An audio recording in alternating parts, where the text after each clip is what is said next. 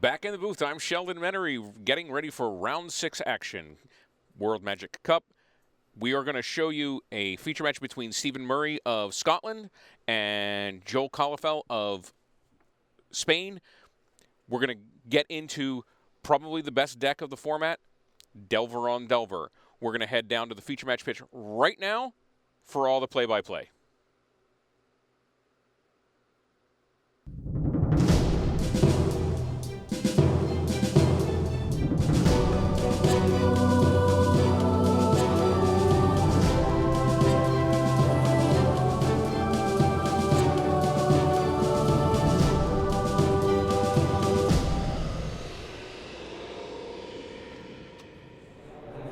Players up are shuffled up and ready to go. There's the nice aerial overhead shot of the feature match area. I'm Sheldon Menery, and I have just been joined in the booth by Zach Hill, who has dashed over from the news desk. I literally sprinted. That's not something I do a lot. That's very dangerous, actually. I'm windy. I might be out of breath. Oh, yeah, there's a lot of cords out there that you might trip over. All right. Okay. All right, there's a shot of Stephen Murray from Scotland. There's Joel Calafell from Spain. We're going to see them play Delver on Delver, and that means we're going to see a lot of the substance of both of these decks. No, that's exactly right. I mean, Delver on Delver mirrors, we've seen a lot of them in Standard. They're obviously, repetitive, as mirror matches tend to be, but they're also among the most skill-intensive battles that exist in the current Standard environment. Obviously, because of cards like Ponder that require you to make so many intricate decisions, can affect the entire course of the game as early as turn 1. There's really a lot going on in these matchups with every single card selection. So Murray plays Ponder on his first turn, and Calafell responds on his turn with a Gitaxian Probe. So info, more info. Oh, exactly. I mean, Ben Rubin was famous for playing Peak in Extended. Gitaxian Probe, another variant of that, costs 0 mana instead of 1, and now you know what your opponent's entire game plan is. In fact, some of the value of Ponder is being able to hide on top of your deck parts of your plan that you don't want your opponent to know. I mean, it's crazy how these 1 mana marginally advantageous effects can decide the entire pace of matches. Okay, we see Murray's hand there. He's got a fair number of lands, Mana Leak. He's got an old school Mana Leak. A Delver, and a Runechanter's Pike. Okay. Now, very interesting playing the Runechanter's Pike in order to not walk it into his opponent's Mana Leak. Now, this obviously allows Calafell to resolve a 2-mana threat of his own, but if he doesn't have something comparably powerful to Runechanter's Pike, he's got that on the board to very little cost to him. That wasn't expected. Calafell kept a 1-land hand and has not drawn a second image on me. That is not exactly where you want to be. Now, Calafell has a number of very powerful 2-mana cards. He has got Augur of Bolas. Even if he had a Mana Leak, obviously it doesn't matter when you have 1. And Geist of Saint Traft out of Murray means Calafell's really on the back foot right now. Getting the report that there was some mulliganing going on at the table from Calafell. Sure. Now having to discard it as incept, this game is going to be quick, brutal. Yeah. Obviously, the Runechanter's Pike very likely to equip the Geist of Saint Traft. When your opponent's hosed on mana, you really want to just end the game as quick as you can and not give them the chance to draw out of it. Murray's going to ponder, look at the top 2, 3, sees land, and is going to ship them all. Sure. It's always a good sign when your opponent ships on Ponder, and at least knows that they're trying to draw something. You're going to see play probably. You don't see very much of Calafell having to Vapor Snag Murray's Geist of Saint Traft Angel token just to save himself 4 life. But that's what you've got to do in situations as dire as this. When you have a situation where everything is lost, you have to give yourself whatever chance you can to win. And it's unfortunate that he had to discard the Runechanter's Pike and is now going to cast a spell on his opponent's turn. That's part of the power of Geist of Saint Traft. Hexproof is certainly not a weak ability. Obviously shuffling after the Ponder. See what he draws here. Draw for the Ponder? Sure. And that looks like a Thought Scour. It is indeed a Thought Scour, so he's coming in. All right, does not equip the Runechanter's Pike, which is surprising to me. To me, I'd want to, get an extra 2 damage, have it equipped, save it for when your opponent can maybe cast his own Geist of Saint Traft. I imagine he's trying to keep Mana Leak up in case Calafell top decks a land for Phantasmal Image, or just in case anything could get away, but it's kind of hard to say. He's going to play that Delver. Pass. Yeah, I feel like you let that resolve. It's not going to help you defensively in this situation. But if you don't have a counterspell there, you still give it some due consideration. Sure. You don't snap call, no, that resolves. Well, you're never going to argue with, casting a Delver if that's what you're doing. But sometimes, I mean, Geist of St. Traft pretty much outpaces Delver on every axis. Now, if you were concerned about him using the Delver defensively, maybe you'd counter it there. But Rune Chanter's Pike's first strike ability actually turns out to be relevant here. So Calafell takes 6 more. Sure. Drops into 10, and a Delver of Murray's own. Yep. Keeping open Mana Leak, Mana Yeti for those old school Mana Leaks that you so clearly recognized. So Scotland doing really well there in second place right now. And Stephen Murray obviously is a part of that. He is a perfect 5-0 as we run into round 6, as is Joe Calafell. That's fine. Pretty impressive performances by these two countries. I don't know that you'd predict, if you asked me at the beginning of the tournament, if Scotland and Spain are going to be on top of the standings. But Murray and Calafell, very capable players, and it looks like their preparation for the event paid off. The one difference in Stephen Murray's deck is from most standard Delver builds is the 2 Augur of Bolas. Really? What do you like? What do you like or don't like about that card choice? I think Augur Bolas is very powerful. A lot of the times with this deck, you just need to look at more cards, be a little bit more consistent. I think it holds an equipment just fine. It plays some moderate defense against the smaller creatures out of the green decks. I think 2 or 1 is probably the number I'd play. Some decks I've seen play 4. I think that's a little aggressive. 3 is, I mean, you can miss, in which case you're playing Lumigrid Warden, and you should feel embarrassed. But yeah, I think it's a rock solid choice. Murray Thought Scours and takes away a gut shot, and can't quite see what the first one was. I can't either. He does have his 4th land. I mean, he's got to be equipping the Rune Chanter's Pike right now. You just want to end this game. Obviously, Delver did not flip, but he's got Vapor Snag. He has another Thought Scour. Transform. The judge corrects me. Does that thing that it does. Sure. And, he equips, puts the Angel into play, and he's got Thought Scour up for whatever happens. There's got to be a chump block there. Yeah. Obviously, still wanting to represent Mana Leak, still keep that mana up in case anything goes wrong. Last turn. Already have a result in from the field. Vincent Lemoine of Belgium has gone up a game against Alan Asmussen. So, Belgian team come in, one of the favorites of a lot of the experts, struggled a little bit in the draft rounds, doing a little comeback here in the constructed. Yeah. Moraine Leibart's 0-3 certainly did not help the Belgian team out, but I just saw a really innovative deck from Peter Viren over in the tournament center. Mono red trading post. Not something I expected to see coming into today. Brian David Marshall loves that deck. That deck is awesome. All right. Unfortunately, Joe Calafell knows that he is beaten in that game, and who knows, maybe and he scoops it up. We will go to game 2. Maybe. What do you think of the sideboard tech for both of these guys, especially in the mirror match? Well, cards that are really important in the mirror. Obviously, Talren Sky Summoner is a huge threat. Not only when you untap with it, in which case you're probably just going to win the game, but these decks have so many 0 mana spells that he can turn on immediately. You can play Magic at a store near you every Friday. Earn Planeswalker points and battle against your friends in Friday Night Magic. This month's FNM promo is Avacyn's Pilgrim. Visit www.wizards.com/FNM to find a store near you. All right, so I was talking about Talrand as something that you want to do in the mirror match. I think other really important cards are Mental Misstep. Obviously, like, the deck revolves around 1 mana spells, not just Delver, but things like Ponder, a really well-timed Vapor Snag. Misstep counters all of that for free.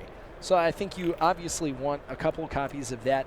And I don't know about this, but I think if I was Calafell, I'd bring in Restoration Angel. On the one hand, it's a 4 mana card, which is sort of awkward in this type of matchup where every mana matters, very tempo intensive, but it can block Delver of Secrets. It's an instant speed threat. It has some trickiness to it, so I'd probably bring in that as well, that and the Talrens. You just have to make sure your mana curve's not too high when you're playing an 18-land deck.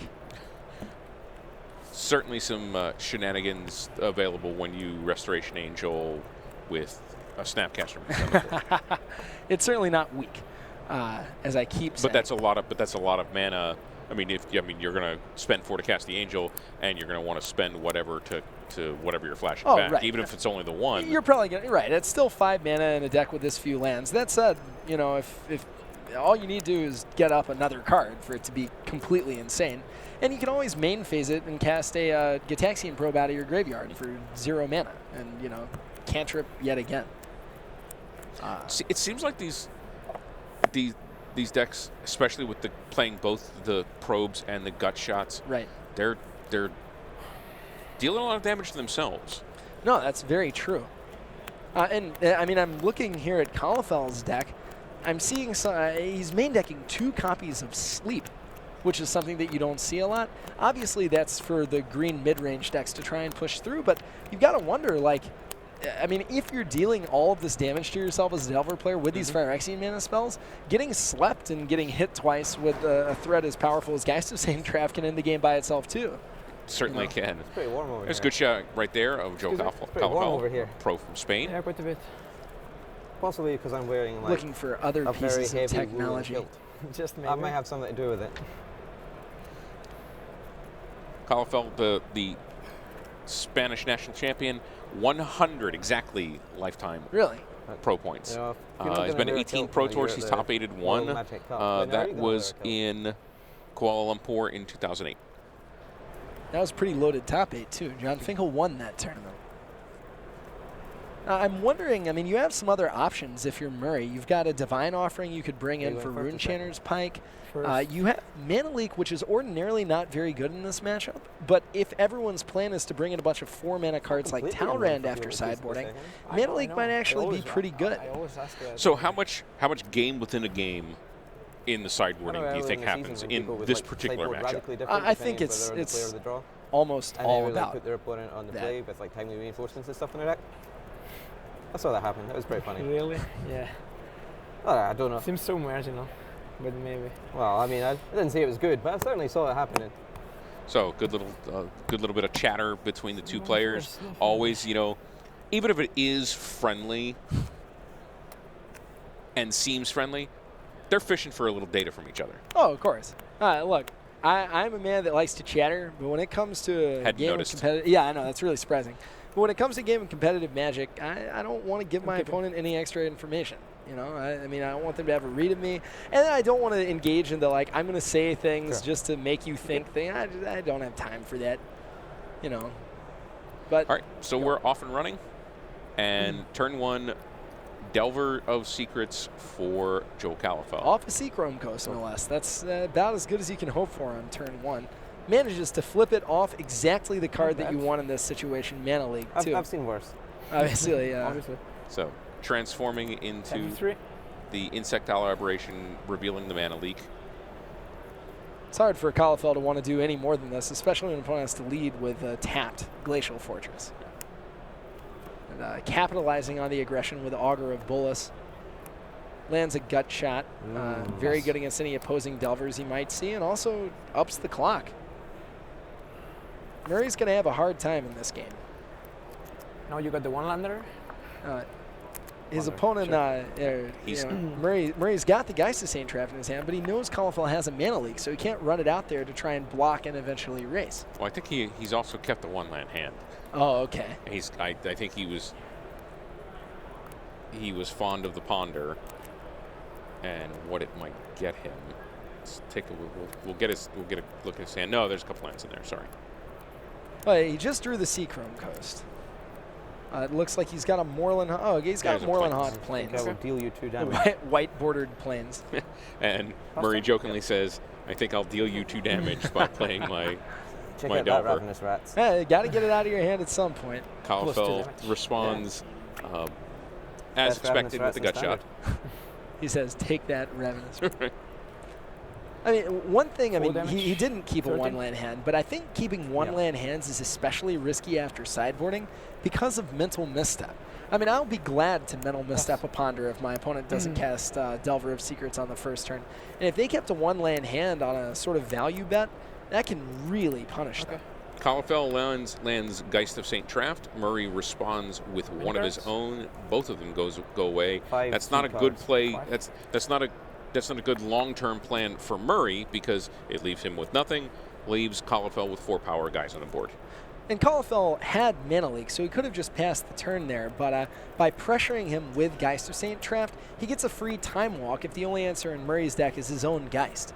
Right, he gets to attack for 4 more points of damage and have the opportunity to cast a 4-drop if he has it with untapped mana, or pass the turn with representing both Mana Leak and Snapcaster Mage. And that looks to be what he's going to do now, unless he might want to get further ahead with an Augur of Bolas, but if it were me, I think I'd straight up pass the turn.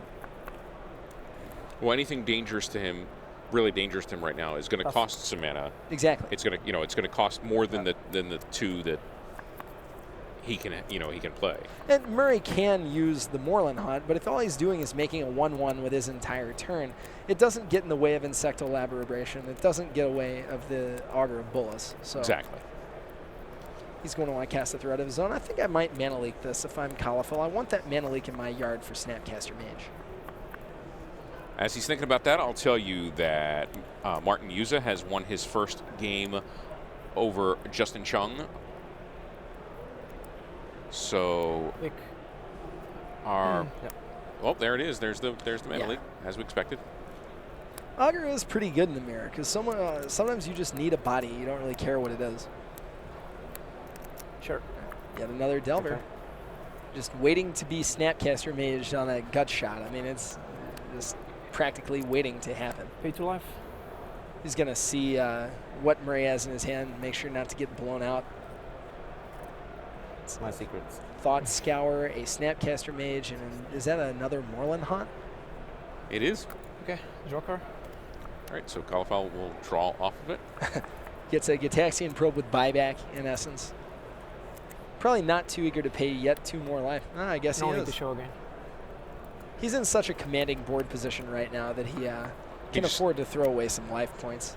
Right. Well, he's just that's drawing into the. He wants to draw into the pike and just have it bigger and bigger and bigger. Also, his 4th land is pretty important here because of Snapcaster Mana Leak or casting Augur and Phantasmal Image on the same turn. See him draw Ponder, see him draw Gut Shot, see him draw Man. Play Ponder? Sure. I mean, he's getting so much value out of those It's a way cooler Augurs. name than Ponder. Sees 2 Ponder. Ponders and a Phantasmal Image.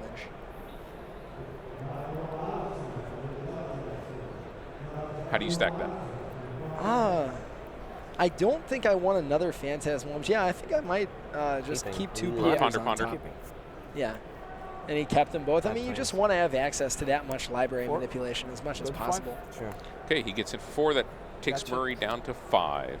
You're on 12? Goes down to 12. He's cast 4 Phyrexian mana spells so far this game, so he's barely winning the race against Murray, but obviously his board presence is on a completely different level. Once again, we see the effect that miracles have on the way that players draw their cards. Right. Even if they're not playing them, they're locked into the habit, making sure that they look at the top. I mean, neither of these guys thinks that the other one has some wild sideboard tech of a miracle. Although Murray could be in worse situations than drawing Terminus right now. Right. That doesn't actually sound very bad. Is that a 3rd Delver from Murray's side? It is. So there's Murray with a Delver of his own.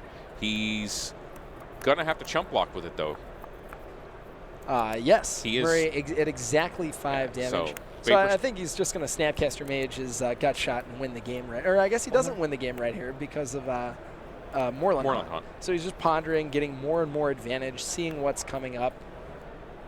You see Thought Scour, Geist of St. Traft, Ponder. He's going to take the Geist and keep the Ponder second from the top, I believe. Looking at his hand now. It's the Phantasmal Image we saw from earlier. Phantasmal Image, kind of interesting. You want it against opposing Geist of St. Traft, but it's kind of awkward in the early mid-game. I mean, I guess it can be redundant Augurs of Bolas. It can become an Insectile Aberration, but it's just begging to get eaten by a Gut Shot or a Vapor Snag. That resolve them? Looks like he's tapping some mana. Going to activate Moorland Hunt. Spirit. So Murray activates Moorland Haunt.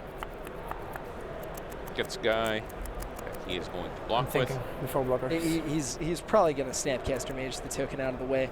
That, in essence, kills both a token and a Delver of Secrets, which is exactly what you want to be doing right now. Oh, Jeffrey is in with a Spirit token off the pile that's the pile of tokens An there. actual Spirit token. Yep, it's there in the feature match area.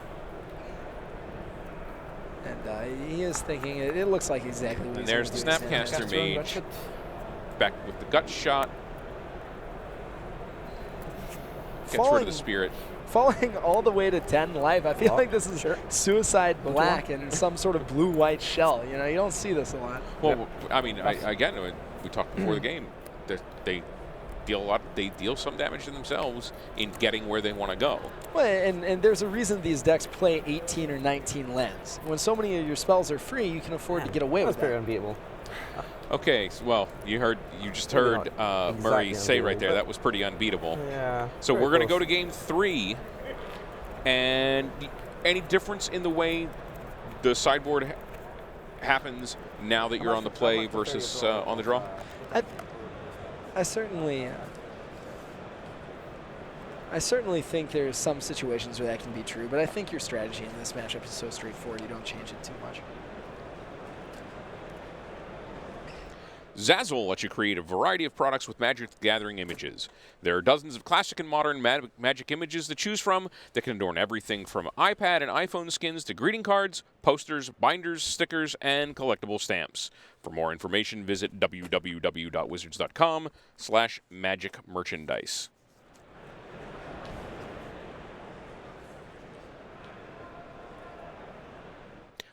We are back in the booth. I'm Sheldon Menery alongside Zach Hill, going to game 3 of a pretty interesting Delver-on-Delver matchup. No, it is, yeah. I mean, you see a lot of the traditional trump cards. Again, I mean, there's some innovations. Sleep out of Calafell's side. Obviously, the Augurs and the 4-drops out of Murray. But I think it's a pretty skill-intensive matchup, pretty straightforward.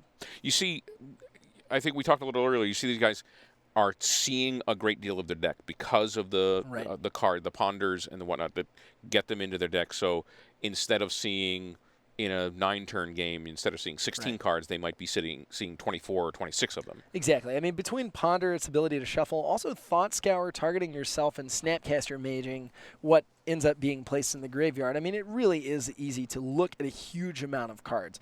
Augur of Bolas exacerbates that, especially when you can Restoration Angel your Augur. I mean, right, you're just going through a lot of your deck, and you kind of just want to make sure you have enough mana out of the gates to get going, and then you're going to see what you want to see. Well, the deck certainly operates on 3 pretty well, and as you were saying, you know, maybe after sideboarding, Restoration Angels, some 4-mana cards. Well, and it's also why you can afford to play things like almost all these decks now just have 4 Gutshot in the main deck.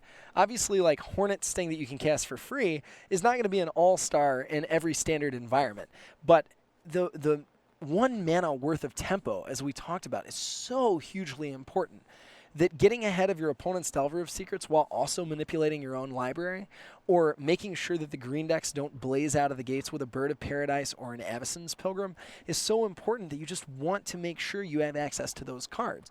And because you're only playing 18 or 19 lands, it's just not that bad for you when you have one of those cards in a control matchup, because you're just seeing so many other spells and you're looking at so many different cards that you get to what matters.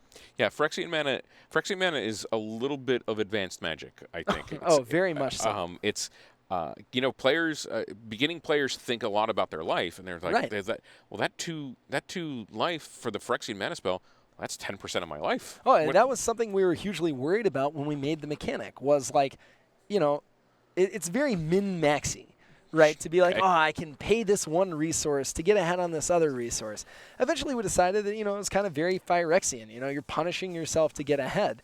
But it is just, you know, it's very hard to appreciate how important a single mana is and how that can be worth life, which is a resource that you can spend to do a lot of things in Magic. Well, when 1 mana is a third of the mana you have available, right, it's pretty significant. We've got some other results from the field. Alan Asmussen has tied up his match with Belgium's Vincent Lemoine. They are at 1-1. We also find that Ralph Levy has gone up 1 game on Emilio Hostet. French are doing relatively well. Oh, yeah? I mean, Ralph Levy is just, I mean, he's a Hall of Famer. He's just a great Magic player. Right. And has been, will be. Yeah. Yeah.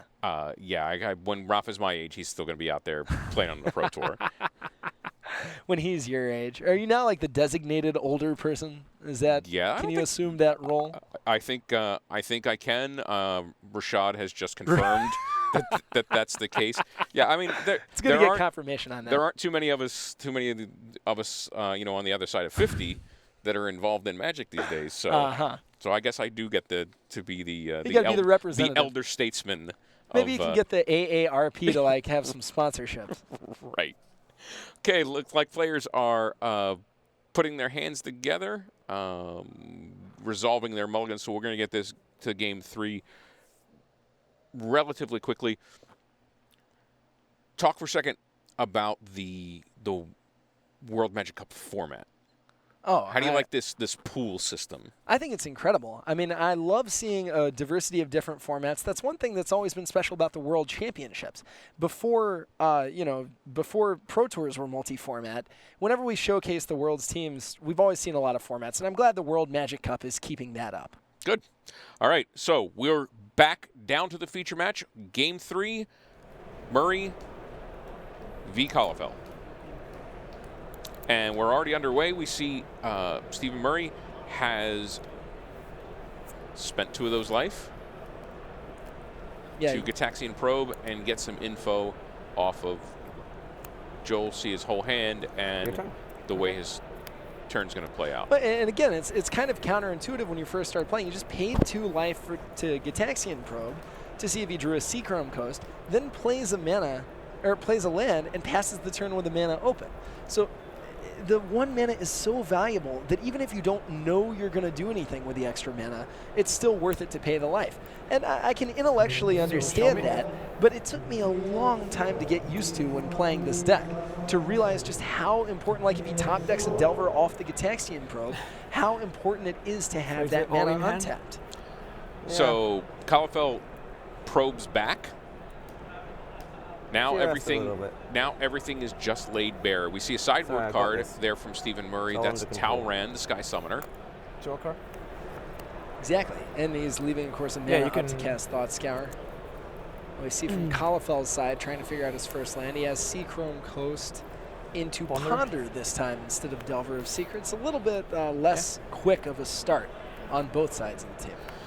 And again, this is advanced Magic. Oh, getting to see your opponent's hand is valuable if you know what to do with that data. Oh, exactly. You know, if you don't really know the format or you don't know, the current card set or anything, looking at somebody's hand, you might see the cards, you have the data, you're like, okay, he's got a kill spell, but what's he doing with everything is something that it takes skilled player to understand and play out. And oftentimes it's easy if you haven't played a matchup a lot to actually make actively bad decisions based off that information. You know, you might think, oh, I need to play around this mana leak, when it turns out, no, you just need to run something out there and get it countered because you're leaving 3 mana up all the time and he's leaving 2 mana up and he's getting ahead because of that.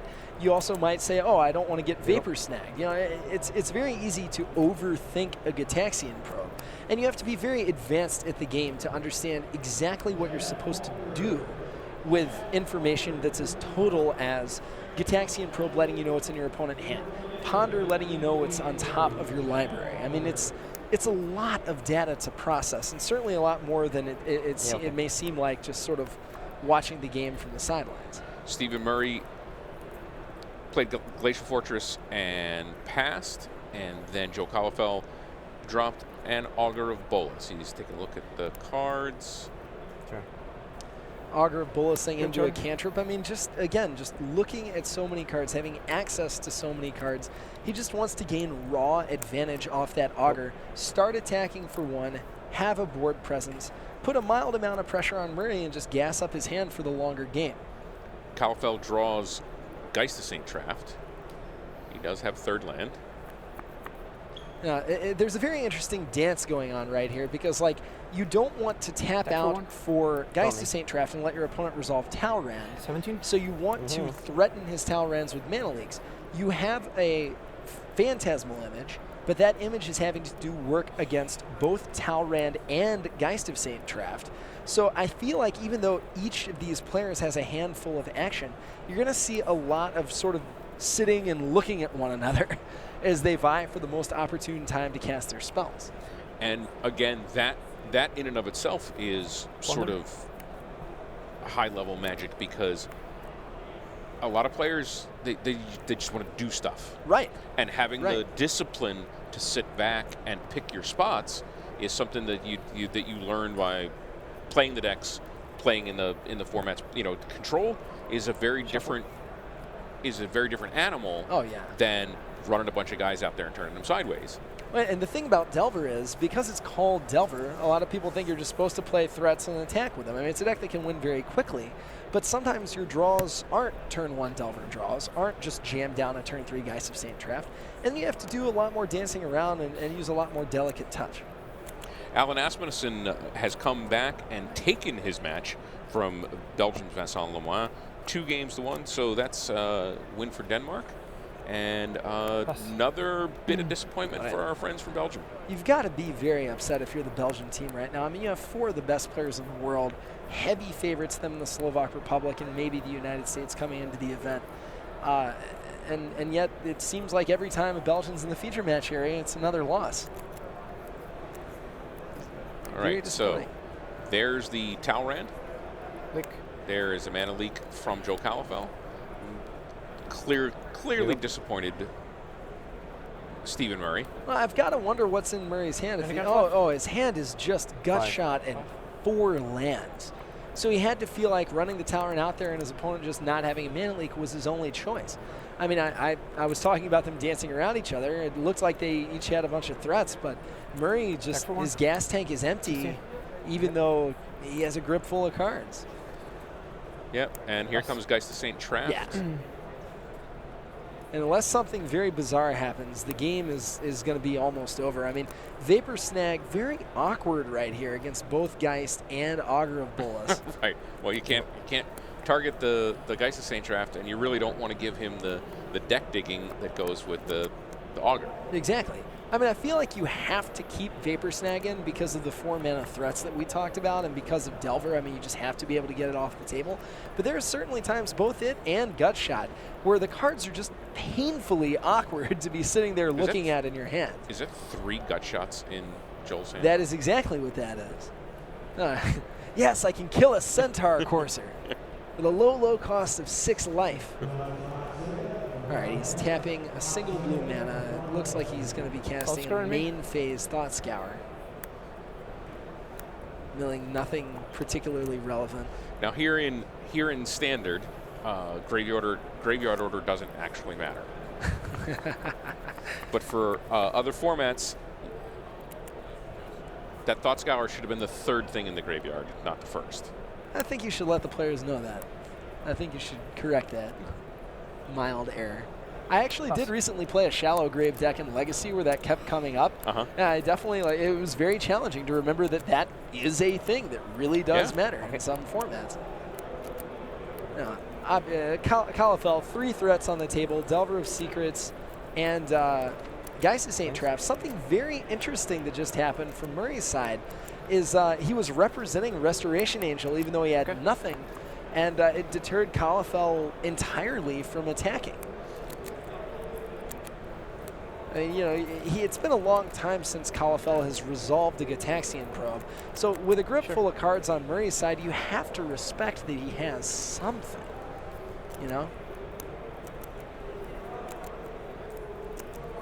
I think if Calafell had the 4th gut shot, it's possible that he'd have just bitten the bullet. But Yeah.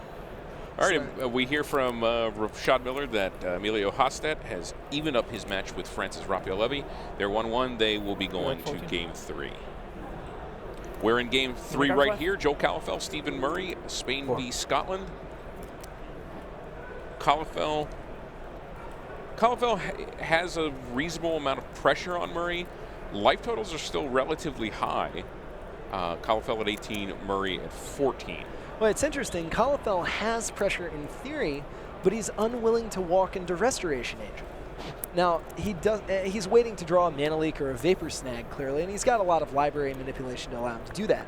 Right now, they're trying to decide whether to fight over this gut shot with Mental Misstep.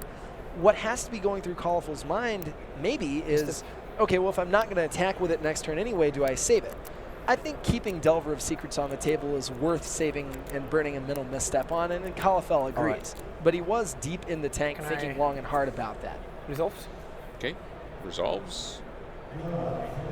Looks at the top card of his library, puts it directly into his hand.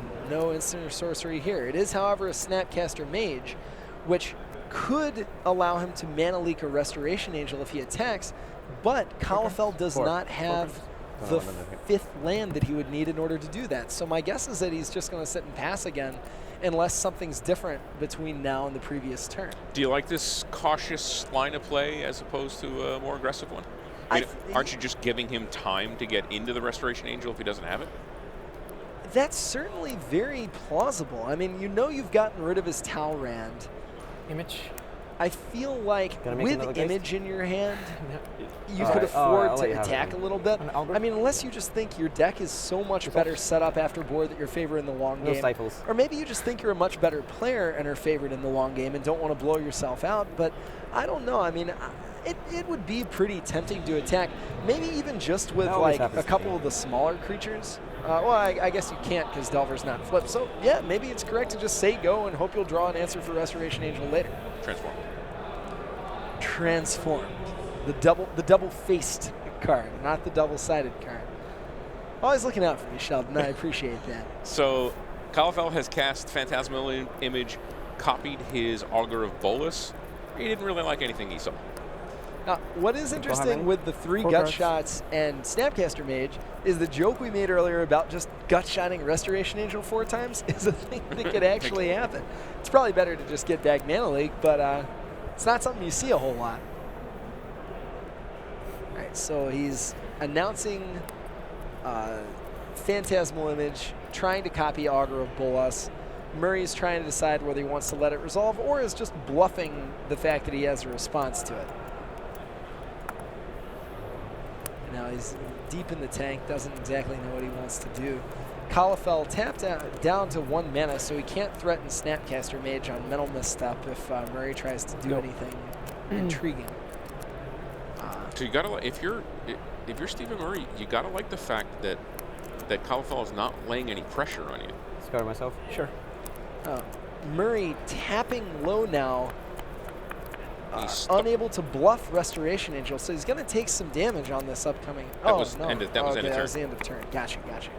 And it was Snapcaster Mage was the first one in. So what did Calafell just miss off the Augur of Bolas? Yeah, he didn't like anything he saw, and he shipped all 3 of them. Interesting. All right, so casting the Thought Scour end of turn, then he was able to represent Restoration Angel through the attack. That makes a lot more sense. Looking at his hand now, checking out his Vapor Snag, Rune Chanter's Pike, very big, and a 3rd card that I wasn't quite able to see. Deep in the tank. Yeah, Stephen Murray really thinking about this play. Snapcaster Mage. I don't know, you got 3 threats. You can't want to shuffle right now. You've just got to figure out what the best order is. And he draws the card we're wondering about, which is Delver of Secrets. Now, what he doesn't know is Calafell has roughly 400,000 gut shots in his hand. Okay. And I think Calafell is going to probably gut shot that at the earliest opportunity. Obviously, you want to wait and untap first, so just have 1 more card's worth of information. Trigger. Czech Republic's Martin Yuza has won his match over Justin Chong. All right. So he goes to 12 points. Calafell's Delver did not trigger, but he did draw a Geistisane Trap. Now that he has access to that additional card's worth of information, that's fine. Going to burn 1 of his 3 gut shots on the Delver of Secrets. For sure. Attack with the token. All right, now because he has Snapcaster Mana Leak, he's not afraid to attack into the hypothetical Restoration Angel that Murray may have. Murray doing a little hand play with his lands. I don't know how deep into it Murray is going or whether it's even smart to do this. You could infer that because Calafell tapped to 1 mana on the previous turn, that he doesn't have Mana Leak, meaning that you could have ran the Restoration Angel out at the end of the previous turn once you know that Calafell's respecting your bluff. So Calafell may know that Murray didn't have Restoration Angel because he didn't do that.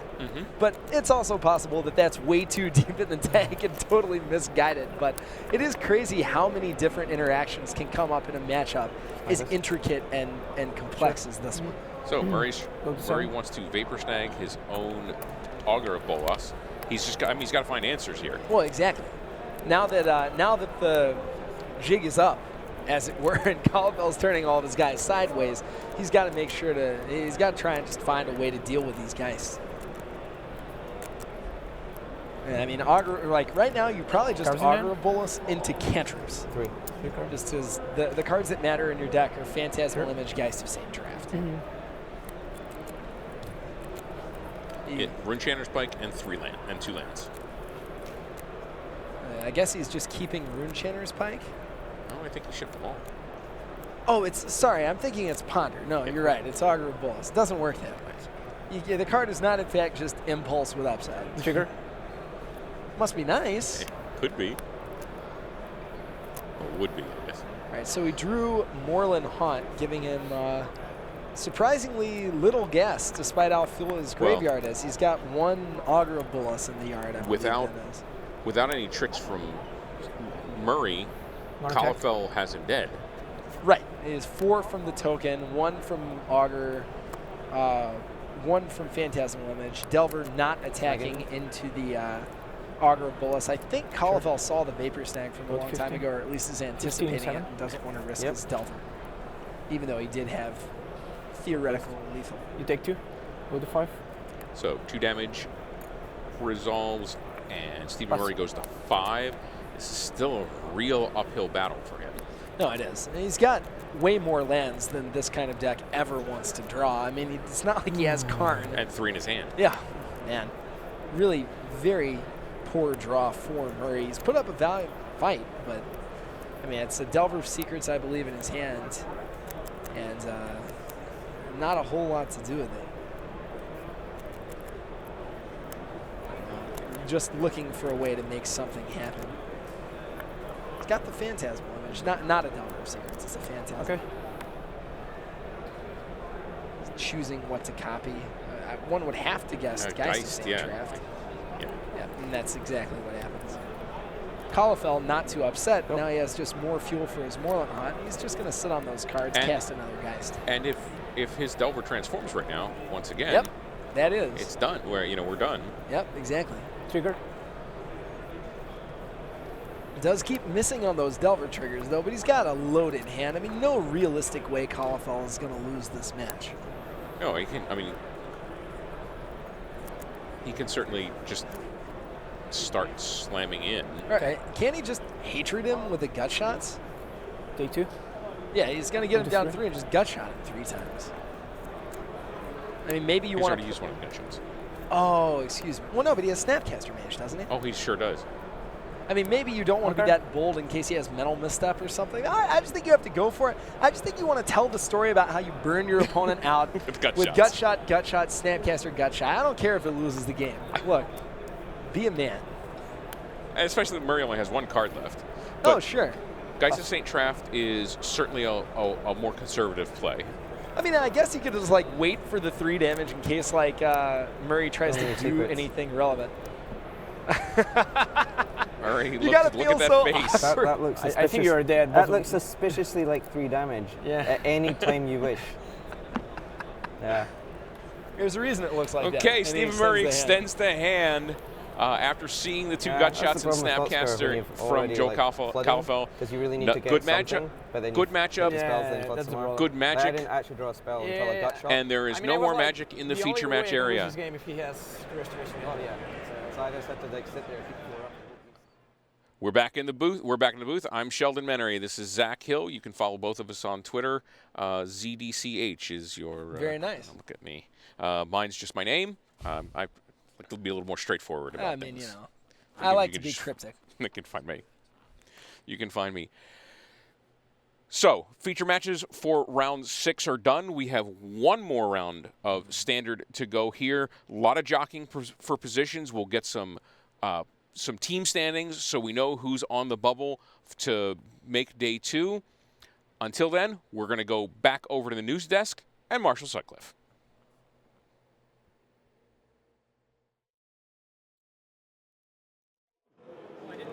I am fairly confident that I am not Marshall Sutcliffe. And I am going to tell you what's been going on here at the big board. The situation is this. From Poland in 14th place, right the way down to Cyprus in 46th. There are 6 points between that spread of teams. That is the range that the top 32 are going to end up with. Let me give you some of the results very quickly. Filip Valis from Slovakia in first place, the Slovak Republic. He lost to Su Ching Kuo of Taiwan. That advances Taiwan's cause. They were in 10th coming into this round. Gregor Petric Maritic of Croatia has won against the birthday boy Alessandro Van Murik. There you see some select team standings. As you see, if you look, England, Japan, Belgium, Australia, deep trouble. They need multiple wins over these dying 2 rounds of day 1 here at the WMC to make it into day 2. Brazil, they're in 24th coming into this penultimate round, but they are not secure there in 24th place. Once you get to the 30s in Hong Kong, you've got to feel just a few more points. That's going to get the job done. Zhang Mengqi, Shi Chanli, Sei Yonglan, and Confei Wu doing the business for them. Then 4 of the top 8 we've got there for you. Canada, we're going to see Lucas Xiao in just a moment at the big wall with Brian David Marshall doing a deck tech. 4th place, Brian Kibler. You see on the right there, Louis Scott Vargas. He is done. He lost again this round. He will be your United States team head cheerleader, head coach, whatever you want to call it, tomorrow on day 2 for team play. 3rd place, France on 36 points. Right the way at the top, it's the Slovak Republic. Robert Jurkovic still grinding out the wins. Even Flock is still grinding out the wins. Utterly outstanding play. Let's bring you back to the desk. Time is ticking down here in round 6. We're going to get you across to the big board. Let's find out what's going on with Blue-Green Delver. Here's Brian David Marshall and Lucas Xiao.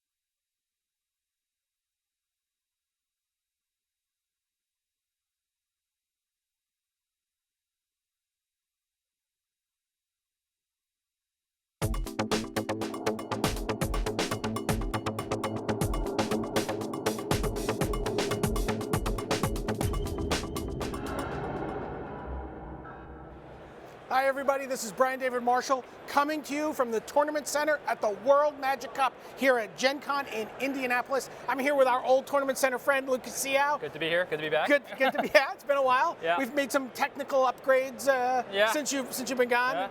Yeah. Lucas, your team is in a great spot. You're with Team Canada. Yeah. You guys are what, like 5th, 6th, maybe coming into this round? Into this round, we were 7th. The 3 people who are the highest points all won. So I'm thinking we'll be about 5th or 4th, somewhere in that area. So how did you guys go about choosing your decks for this event, for Standard? You know, we all had decks that we were the most comfortable with, and basically we focused on finding the best versions of those decks. So, you know, for one guy, he wanted WMCQ with zombies. He kind of focused on zombies. Another guy, Mark, won with Nyapod, so he's playing 4-color pod. I like Delver. I've had a great 3 months with Delver, best Magic I've ever had in my life. So I was working on Delver, and kind of Alex was just tweaking, helping everywhere. You know, he didn't have any kind of preconceived biases. Sure. He kind of likes blue cards, but he was willing to go pod Sure. if that's what the results said. So. Sure. In the end, he's on my same deck as me. We're playing the exact same 75. So you guys are playing blue-green Delver. Yeah, and it started kind of right after M13. I was working on blue-red and blue-green with friends, and frankly, we just couldn't get it to work. Like, we liked different parts of all of them. There was Rug. There were all kinds of good things happening, but we couldn't figure out like the best non-white list. And it wasn't until last weekend actually, and I'm an avid reader of Moto results. I look at every event almost. Sure. And I saw like Todd Anderson, 402 dailies and 9th in a PTQ in like a 24-hour span. Right, you're like, I'm like, maybe he solved it, you know? And first thing I did is I threw it together. The main deck was perfect. I thought he fixed everything that I hated about the original versions. The sideboard I made huge changes to, and then ended up within like 3 cards. You know, he was really gracious. He kind of talked to me a little bit beforehand about kind of his rationale, his reasoning. And I think we've made some small improvements, but the deck is really good, and sure. it's really great. And it speaks to the value of like really paying attention and networking and reaching out to Yeah, people who are yeah. successful. Let's take a look at what makes blue-green Delver tick. Yeah. Come on over here, and we'll start with the old standby. Obviously, Delver Secrets, 4 copies. Yeah, I mean, this is, Why do you love this card so much? you know, simply it's free wins. Like, there are games where you go turn 1 Delver, it flips, you mana leak, or you snag, or you gut shot or something. Your opponent's just never in the game. You know, it's such an efficient threat a lot of the time, and it lets you play. It encourages you to play with instants and sorceries, which I just love to play with. You know, those are the tricky cards. I think a lot of people will tell you they enjoy kind of interacting with your opponent, and you know, and it lets me be aggressive, which you know is something that I really enjoy. You know, you don't have to have answers to all your opponent's things like in a control deck. You get to just kind of ask questions more. It feels much more almost like Legacy-like when you're playing Standard. Exactly. Where you go for. Yeah. Let's talk about a guy who's been doing big things in Standard, doing big things in Modern, doing big things in Legacy. Snapcaster Mage, 4 copies. Yeah, I mean, again, there's nothing you can really change about that. He does everything. He's more ponders to find your lands when you play a lot of low land counts. He's more Vapor Snags to get the last few points in. With Quirion Dryad, he's 2 spells, sometimes 3 if you snag, ponder, draw 3rd. Sure, like, you go, yeah, well. And also, you talked about it, you're encouraged to play with these instants Yeah, and of sorceries course, yeah. because of Mr. Delver over here. Yeah, I mean, I think blue-green is the most synergistic version of this deck. You know, white maybe has more angles or more powerful cards on their own, but it doesn't have the raw synergy that this deck has. Okay, so let's take a look. Phantasmal Image. This is the last guy that's pretty familiar to the Delver decks that we see in the blue-white lists. What is this guy generally doing? He's like 2 more Phantasmal Images. He's often 2 more copying Snapcasters. your Snapcasters. He's often, if you turn 1 Delver flip, you're slamming that image copy. You got 2 3/2s on turn 2. Hard to lose that kind of game. Finally, you just need to kill Geist. That's a kind of a problem card for you. It becomes and, a Necrotal for the Geist of St. Traff. Yeah. It's legendary. It doesn't target when it comes into play, so you get to kill both. You get to Exactly. you lose your guy, but you also Yeah. get to kill that. So And it's, in the board, there's other things going on, so I guess we'll, sure. you know. So now there's two sets of creatures new to M13 that get added to this. The next set of creatures, and this is what makes the deck really kind of got me very excited when we got to watch it in the feature match area. Tell me about Quirion Dryad. I mean, first of all, against any non-Vapor Snag opponent, Quirion Dryad is just an absolute house. These days, everyone is playing kind of very cheap, efficient removal to kill Delvers because you can't, murder anybody because you're going to get mana leaked. So no one is equipped to kill like a 3/3. Right. And they're either whip flaring you or they're gut shotting you or tragic slipping. So this guy is just humongous kind of in this format, and he lets you attack from a different angle than small creatures. He's just a humongous guy. And this version of Delver that I'm playing has a lot of cheap situational cantrips, and kind of to reduce the situationalness of those cantrips, you have Quirion Dryad who's just getting bigger, Right, really very much reminiscent of when Quirion Dryad was first printed and people were playing Miracle Grow and Super Grow decks. Sure. Very, lots of cantrips, lots of deck manipulation. Yeah. Feels very, very familiar that way. Yeah. All the free, you got the free spells back in terms of Phyrexian mana. It's and it's really well positioned, like I said, against any Delver deck Sure. right now. So you play this on turn 2. On turn 3, you can go like gut shot something, Snapcaster Mage, flashback, gut shot something else, and suddenly you have a 4/4 Quirion Dryad attacking. And Yeah, sure. It's exactly what happened to my Naya opponent. You know, I went turn 2 this guy, gut shot your bird. Turn 3, Snapcaster, Ponder, gut shot your bird, and you know I was like, hit you for 7. can you deal with this? Yeah, it was not a close game then. In a deck that has so many cheap spells, right? Everything is really like clustered in your curve, like really 1s and 2s. How do you find room for something like Talrand Sky Summoner? Like I mentioned, the weakest part about Dryad is Delver, Vapor Snag in particular. Sure. And Talrand is the absolute best 4 against Delver. You know, he might not be as good against the other kind of decks in the field, but we have 4 Caverns of Souls, which help fix, but then they also make it so that your 4-drops don't get leaked or whatever. And so he's actually pretty reasonable. With so many cantrips, you find your lands more. And he's just the best kind of anti-Delver card, and we're just pre-sideboarded in some sense. So on this side of the sheet, you're crushing non-Delver decks. Exactly. And then on this is your hedge against the Delver matchup. Yeah. And it's a really nice plan. You know, again, it's someone who gets to take all these situational gut shots. You know, you're playing against a control deck. Gut shot's not great. You're not killing any creatures. Sure. It's either a shock with Delver or it's a 2/2 flyer with him. And so we got to jam all these situational cards in our decks. Sometimes they're phenomenal, but sometimes they're not, but then they're still okay in this version. Whereas, you know, there's no gut shot restoration angel synergy or anything. Right. Okay, so we've talked a lot about the deck manipulation, cheap spells, cheap cantrips. Let's take a look at the deck manipulation that goes on in here. All the things you get to do to your deck. 4 copies of Ponder, 4 copies of Gitaxian Probe, 3 copies of Thought Scour. These cards are all kind of similar, right? Yeah.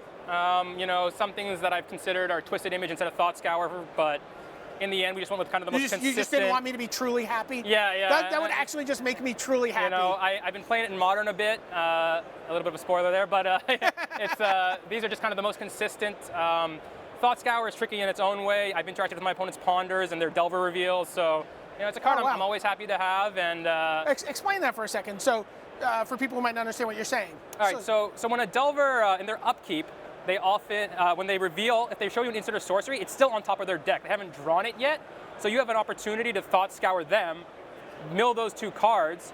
So for example, if you see a counter or maybe a Vapor Snag that answers your Dryad, you get to make sure that they don't get access to it immediately. And you can also do it to yourself. You look at a card for your Delver. It's not a card you want to draw, and it's not a card that's going to turn on your Delver. You can also Thought Scour yourself. And of course, you know, with Ponder, you can take the best card out of the 3 and then mill the other 2.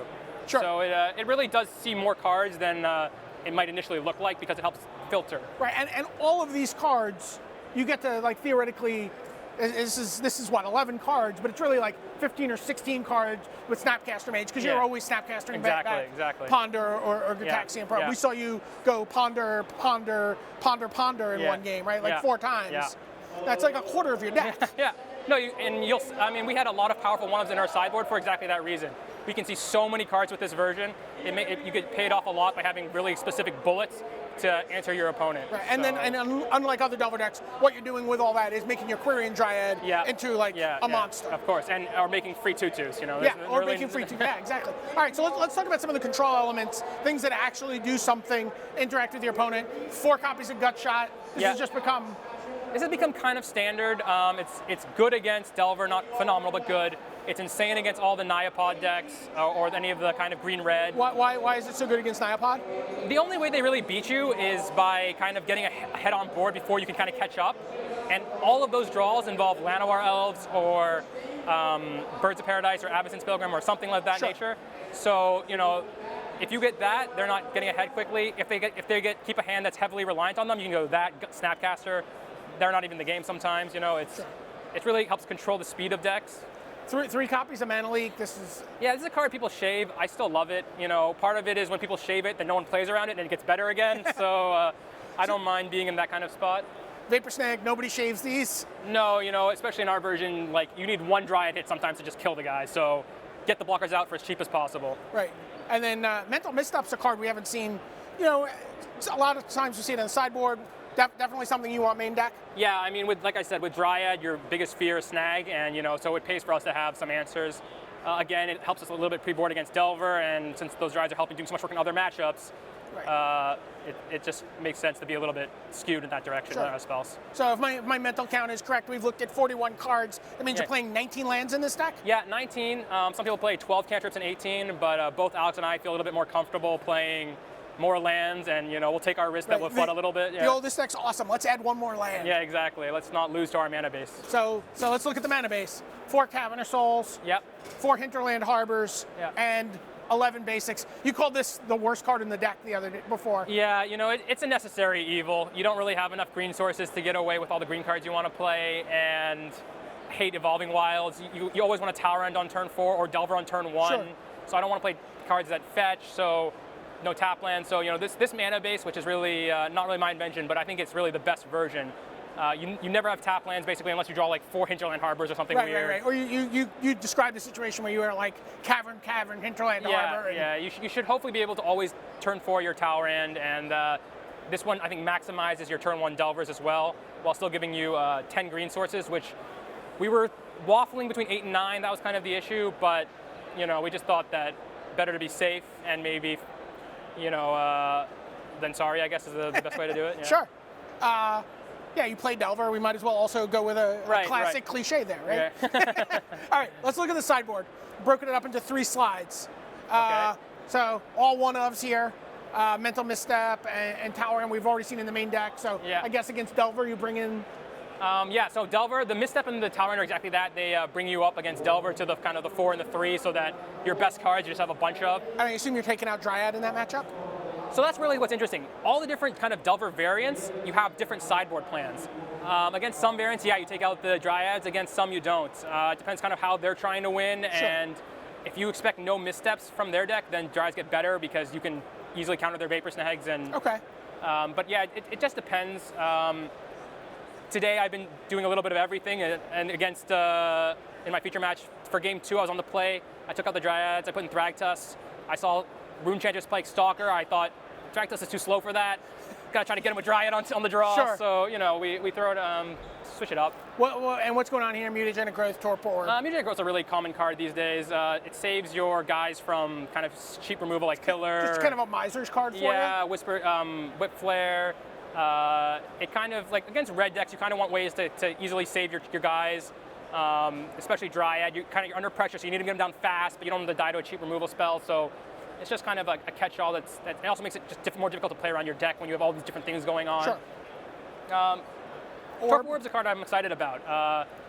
No one else is really not excited played. to play more than one copy. Like I said, we see a lot of it. It's a pretty big non-bow with Snapcaster Mage. That's obviously not the best synergy in the world, but these pod decks are getting to the point where like Bant Pod and other pods, they're just all value, kind of just come into play abilities left, right, and center. They've cut their Thalias, they're playing Visionary. Right. So you literally turn off like 20 cards in somebody's deck with this And if card. you can shut off a Thragtusk, oh yeah, that seems great. Yeah. A lot of these games are races, so all that really matters is the Thragtusk 5 life. So you shut that off. You shut off their Angels, Blade Splice, just literally every card in their deck. So, people were resistant. I've converted Hayne. He thought this is ridiculous. How do we play this in our Snapcaster deck? But I think, and I just saw him actually in the last round. He was playing against a Stonehorn Dignitary deck. Oh, okay. And it was insane. it really did its job. So I think it's kind of maybe it's too cute, but so far I've been happy kind of with it. And Okay. I think if Pod is a major player in the metagame, which I kind of expected today it would be, I think it earns a spot. Okay, let's take a look at the next wave of cards. Sleep. Limited All-Stars. That's all our sideboard is. Negate and Dissipate, we understand. Yeah. Jace, Memory Adept. All right, we'll get to him later. So what's Sleep is again for these like Naya decks. A lot of the times you build up a humongous Dryad. It's like an 8/8 or something. Right. They can't Bonfire it. They can't Arc Trail it. So it's going to live. They're not going to combust or Crushing Vines you. But you can't get through because they just have so many Chumpers and Blade Splicer tokens and whatever. So, and maybe you've made 10 tokens with Talrand, but they have 2 Angels or something. Right. So Sleep just kind of lets you just push through. Have you actually won a game with Sleep today? I did win a game with Sleep. He would have been dead to any removal spell, but to be full disclosure. But It has been. I think it's really good. Crippling Chill, something similar that some people I've seen play. Oh, okay, sure. It's better to Snapcaster a little bit more tricksy. Right, but draw an extra card. But Sleep is kind of like a real trump in those matchups. And against tokens too, we're a little bit soft to tokens again for the chumping purpose reasons. Or I could even see it against zombies to some extent, right? Yeah. Sometimes you bring in one as like a I don't know if you fog. have that time, but Yeah, I mean we're upping our curve with zombies, so it's a little bit hard to up it even more. But Sure. but it could. I think one would be consideration. where are you bringing in Jace? So Jace is, it used to be Sword of War and pieces were in this deck, and that was kind of what Todd suggested. But Right. I really wanted to attack from a non-creature angle Okay. against a lot of control decks and stuff. Things like Trading Post cannot beat a Jace. You know. So you're actually just milling them out? 10 at a time, maybe thought scouring you a couple times. There's Thought Scour, Snapcaster, Thought Scour. they're sitting there using their Phyrexius cores and their Wellsprings, and attacking with like creatures is kind of tough. And I would feel like my children were fighting in that matchup. Yeah. I love both blue-green, and I love Trading Post. Yeah. All right, let's take a look at the last slide, the last batch of sideboard cards. This card seemed awesome for you when we got to watch you play earlier. Against zombies and against the most aggressive versions of Delver, I become kind of this like pseudo control deck with like, instead of just being like cheap creatures, it's like big creatures. Yeah, you become the mid-rangiest, right? Yeah, and everyone knows this card gives zombies fits. It can give Delver fits depending on how they're built. It can sometimes give basically any kind of aggressive red decks or Boros-y kind of decks a fit. So like, it's something that this version gets that other people don't get. And so basically it kind of lets you attack again from like another new angle, which I'm a big fan of, like I said. And it's been doing some really good work. People don't expect it. When you take out your Dryads, you bring these in, your Caverns start making this uncounterable, so it's not even bad against Delver. Right. It's really good. Sword of War and Peace, you mentioned the swords earlier. Yeah, we used to have 2, we're down to 1. I could see cutting it all together. You just kind of want to have a diversified set of threats again. Just keep reiterating that, but that's kind of the truth. And then 2 more Phantasmal Images. Where are you bringing those in? Primarily to kill Geists. Sure. 1 or 2 can come in against other Naya, kind of these value decks, like I said. But yeah, they're mainly there. Sometimes you bring in 1 against zombies to copy Thragtusk, but that's a little bit slow, so Sure. you don't bring in the both. But yeah, I mean, it's mostly there to. This is a pretty metagame deck. I don't think this is a deck you would be good every week of every year. Sure. But we had a very focused kind of, or at least I had a very focused kind of idea of what I wanted to beat, what I thought people were playing. Right. And I really tried to make sure that I was going to be beating those people. And after 3 rounds of Standard, two of you guys, both you and Alexander Hain, are playing the deck. Yep. And you're 5-1 combined, right? Yeah, we're 5-1 combined. I think we're 3-0 or 4-0 against Delvers. Or no, sorry, 3-1 against Delvers, but I punted my feature match. I'm sorry, Canada. And then, we've beaten some Naya and some other kind of common decks, yeah. Okay. So, and you guys seem pretty much a virtual lock for top 32 at this point. Oh, with yeah. 1 round to go. Yeah, I don't think it's possible for us to miss. Obviously we'd love to be in the top 8. Right. That's kind of the place we were ideally hoping to be. We had a really rough start. The last time we had a Canadian in this tournament center, Alexander Hain was off to an 0-2 start. Yeah, Alex and Mark, who are great players, they drafted great. Unfortunately, they were 0-2. Right. And I can't even say I drafted well. I got a little bit lucky. And luckily, Jamie, our 4th member, drafted good. And Jamie, he was the wild card on your team, and he's crushing it. yeah, I mean, I think he did a lot of things smart. It helped. Sometimes you get to your first Pro Tour, you get a little overwhelmed. He came with Delver. He wanted to, and we said, look, don't worry about trying to match up with the best players in the world on Delver. Take what you're comfortable with. Let us add some sideboard cards to, help you out. Sure. He's playing a 4 Dag High Priest, which was Hain's kind of input, and they've been fantastic. Awesome. I think it's been really good. Like he's confident. Like he knows that the team is with him, and they get to help him and coach. So he's been excellent, and I'm really happy with how it's going. Exciting. And the Canadian Magic Resurgence has been something really exciting for us to cover. Look forward to talking to you guys a lot more on day 2. Yeah. But in the hopefully. meantime, for Lucas Cial, this is Brian David Marshall signing off from the Tournament Center.